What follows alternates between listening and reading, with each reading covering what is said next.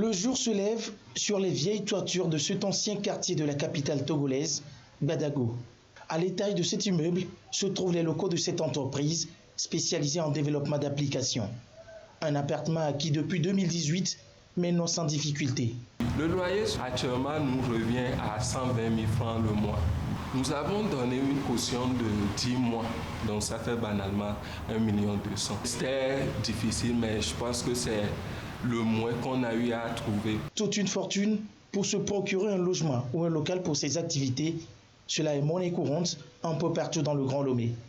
Cette dame, boutiquière ici à Kégué, n'y a pas non plus échappé. On a avancé à 1 an, 6 mois. On a des coucou kakabe, des coucou benade, 3 mois ici. On a où est né d'ode. On a talk bena, be ao. T'as mis des coucou gandé. Je vois même nous que on les sing. Quelques obédits me léa. Les bonnes filles vite. Au moins non a fait na mi a koto kwa me wo. Ye nya bola ha na mi vovifia. O be 20 000 la ha.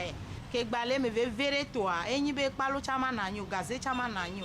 Ancien comme nouveau quartier, nul endroit ne fait exception à ce qu'il convient d'appeler la surenchère immobilière actuelle. Direction Djaglé, une banlieue de la capitale. Malgré la distance par rapport au centre-ville, le phénomène de la cherté des loyers et cautions se fait de plus en plus ressentir. Tu veux prendre une pièce, par exemple, on te dit c'est à 10 000, c'est à 15 000. Et ce qui est pire même, la caution, on te demande de donner à peu près 10 mois ou bien 1 an, ce qui est insupportable. Mais au moment où tu veux partir et que tu réclames l'avance là, ça devient un problème. 3 mètres sur 4 magasins viticulteurs sont 15 000 francs par mois. On y va auprès de 2 millions. Je suis démarré l'activité. Il y a 10 mois, 75 000 francs par mois, fois 10, ça fait 750 000. 750 000 là, pour 1 million et quelques. 1 million et quelques, comment je peux gérer? Le gouvernement est rwandais. La situation devient embarrassante, mais les propriétaires de maisons tentent de se justifier.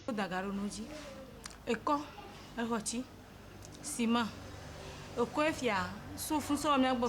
50 à 45 000. Quand tu coupes blaton, alors blanc le voiton, il y a la corée. Gavi, corée 500 000 DGWV. Alors, DGWV, il y a 2000 et quelques. Gavi, ciment, il se revoit à mi plaît. Quand tu coupes blandre, voitin, tonne, fifia, quand tu coupes blani. Il y a des gens qui peuvent venir prendre le domicile. Ils vont payer la caution et par après, s'il y a des dégâts, ils n'arrivent pas à supporter. Donc c'est de cette caution qu'on extrait aussi pour remettre les choses à leur place. Il y a des tuiles qui sont cassables, la peinture aussi. 6, 12, voire 24 mois de caution pour avoir un toit, difficile pour le citoyen.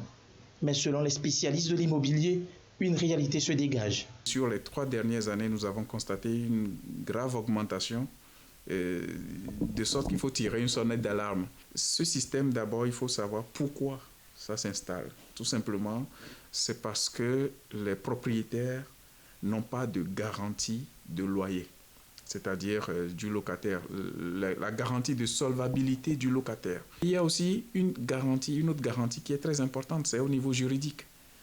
Au niveau de la justice, quand le locataire devient insolvable, n'arrive pas à payer ses loyers, si le propriétaire doit mettre beaucoup d'années, c'est-à-dire suivre une procédure longue et coûteuse en plus, c'est-à-dire il doit encore débourser pour pouvoir faire sortir le locataire, ça ne l'encourage pas à baisser le coût des cautions et des avances de loyer. Il y a un point d'équilibre qui n'est pas atteint. Loyer et caution dans l'immobilier au pays, c'est en clair un vrai casse-tête pour les populations. Force demeure désormais au pouvoir public de départager.